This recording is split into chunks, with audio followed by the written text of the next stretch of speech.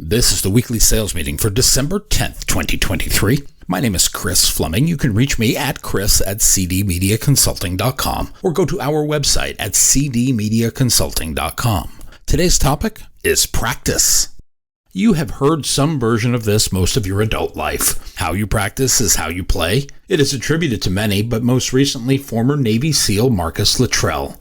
He received the Navy Cross and the Purple Heart for his actions in service to his country. His story was made famous by Mark Wahlberg. He portrayed his heroics in the movie Lone Survivor. But we don't spend a lot of time on practice in our universe. And I must ask, why not? Why don't we make time to practice? We treat it more like former NBA great Allen Iverson. We say, we're talking about practice, man. We're not even talking about the game.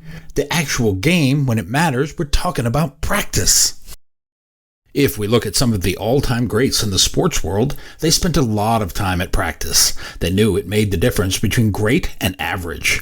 Like Pete Rose said about baseball. Charlie Hustle said, practice the game the way you're going to play the game. Practice hard and play hard. Run hard and above all else, hustle. Every moment you're on the field where you are practicing or playing in a game. We should spend a lot more time practicing our craft. As basketball great Michael Jordan claims, practice like you never won, play like you never lost. It is not enough to practice getting it right. We should practice until we are incapable of getting it wrong. It's not only sports where this idea of practice shows up. The English pianist Harold Craxton is credited with this gem. Amateurs practice until they get it right. Professionals practice until they can't get it wrong. Although it is also attributed to football coach Nick Saban, and actress Julie Andrews is also among its credited holders. Our job should include acquiring skills and conversations to improve our practice. If we improve our practice, it will improve our performance. Gary Player is a legendary South African professional golfer. He is regarded as one of the greatest golfers of all time. He holds 9 major championship victories. This includes 3 Masters titles, 3 British Open titles, and 2 PGA championships. Player's career spanned 5 decades, leaving an indelible mark on the sport. He was nicknamed the Black Knight for his tenacious style of play. What did the Black Knight say about practice? He said, the more you practice, the luckier you get. Practice makes perfect is the adage that resonates across various disciplines. Whether it is sports, music, art, or selling, practice plays a pivotal role in shaping our abilities. It plays a greater role in achieving excellence. It refines our technical skills. It works to develop critical mental and emotional attributes. It is the discipline that creates the muscle memory we need to react in a moment of crisis or pressure. The ancient Greek philosopher Archilochus wrote this on the subject. In a moment of crisis, we do not rise to the level of our expectations, we fall to the level of our training. Salespeople play a crucial role in driving business growth and revenue generation. Yet despite the critical nature of the job, many neglect practice to improve their performance. Most rely on the initial training they received, and it doesn't matter how long ago that was. They plow forward armed only with that knowledge. We treat training and practice like we are Allen Iverson. We can rely on talent and charm to fake our way through a career. That is a highway to mediocrity that not even AC/DC would sing about. So why don't we practice more? One of the biggest stumbling blocks is time. Sales can be a demanding profession. We have tight deadlines. We have erratic schedules. There are constant client interactions. We feel like our time is not our own. Many sellers find it challenging to allocate time for practice. But if we don't block the time on our calendars, someone else will commandeer it. Often we believe we are good enough or better than the next person. We are not self-aware enough to know that we need to improve. After all, it got us this far. Our belief is experience alone is enough to handle any situation. We underestimate the value of deliberate practice in refining our techniques. We don't practice for challenges. We can't anticipate their arrival and can't handle them moving forward.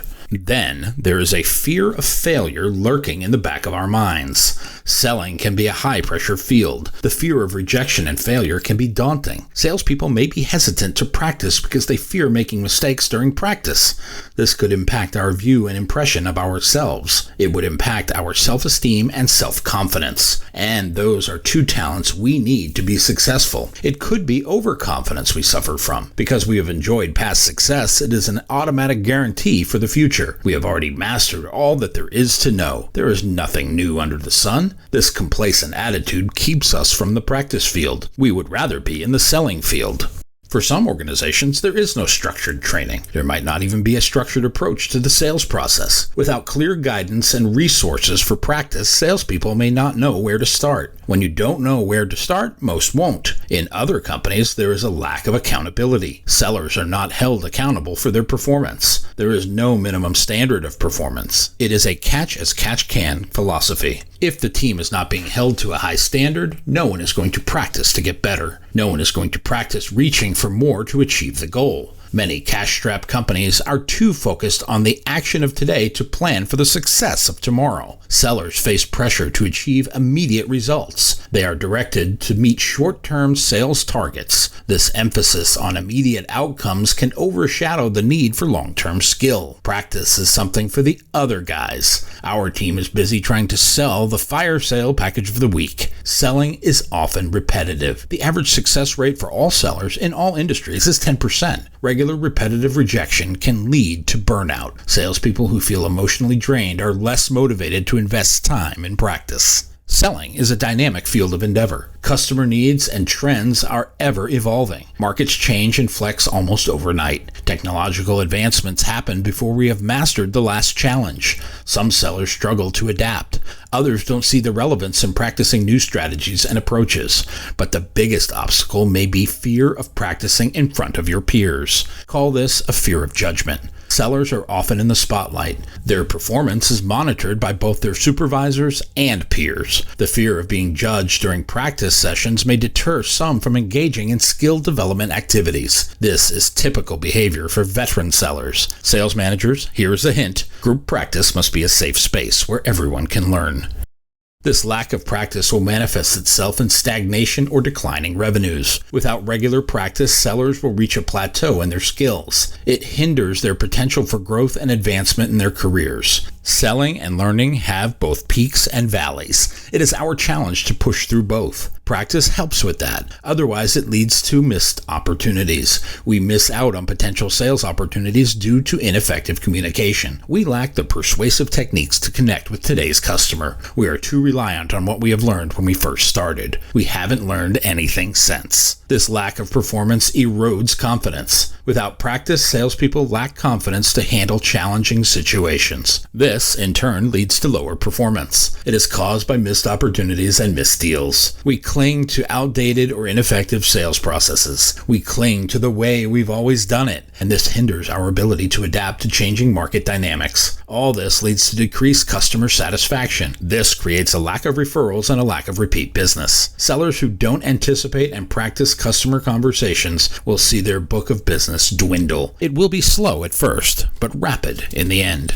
What are the benefits of practice before attempting live action in front of the customer? How about skill development? At the core, practice is a deliberate and structured effort to improve one's skills. It allows individuals to gain a deep understanding of the subject matter. In this way, they will master it over time. With consistent practice, neural pathways are reinforced. Muscle memory is developed. This enables smoother and more efficient execution of tasks. This muscle memory builds confidence. As we hone our skills, we will see progress, and it provides us a sense of accomplishment and self-assurance. The newfound confidence bolsters performance. It influences our demeanor to the positive. It helps us tackle challenges with greater determination and resilience. Practice allows us to fail in a safe environment where there is no risk. In a live fire exercise in front of our customers, a loss can cut deep. Failure is part of the learning process. Through practice, sellers come to understand failure is not a permanent setback, but it is an opportunity to learn. Every unsuccessful attempt offers valuable feedback. It allows us to make necessary adjustments and try again. And in practice, there is zero consequence, but it allows individuals to fine-tune our techniques and strategies. Like in sports, where the tiniest nuances can make a significant difference, consistent practice helps us analyze performance and make incremental improvements. It gives us a competitive edge. What else does it do? It enhances creativity. We are artists, and practice enables artists to explore new ideas. We can experiment with different styles. We get to push the boundaries of our creativity. It helps us with discipline, especially time management, where many sellers struggle. In dedicating time for practice, we must allocate time, avoid distractions, and stay committed to the goal. These habits foster a strong work ethic that spills over into other aspects of life. life. It leads to better time management and increased productivity. In our pursuit of practice, it allows us to handle both pressure and performance anxiety. Performance anxiety is a common hurdle, but consistent practice, including role play, helps individuals become more accustomed to pressure situations. This exposure desensitizes our anxiety. It allows us to perform better in any condition as we are prepared for it. Practice is for those dedicated to lifelong learning. It is not about repeating the same tasks over and over. It involves seeking new challenges, pushing the boundaries of knowledge and expertise. In this way, practice becomes synonymous with continuous learning. It allows us to stay relevant in our ever-changing world. Practice is the cornerstone of success in any field, and selling is no exception. Salespeople must recognize the significance of continuous practice in refining our skills. It allows us to adapt to changing landscapes. It helps us stay ahead of our competitors. Overcoming barriers like fear, overconfidence, and time constraints is vital for sales professionals. This helps us unlock our true potential, which we will need if we are to achieve sustainable success. Look at your company. Is it encouraging? Does it support a culture of continuous learning for your sales team? By prioritizing practice, salespeople can enhance their effectiveness. We can increase customer satisfaction, and that will drive business growth. Otherwise, we will all be Allen Iverson, wondering why we were replaced by the other AI. My new book, 52 Weekly Sales Meetings, is now available on Amazon.com. If you like what you have heard here today, please consider ordering a copy or two. You can always send one to a friend. Go to cdmediaconsulting.com right now and follow the instructions to order.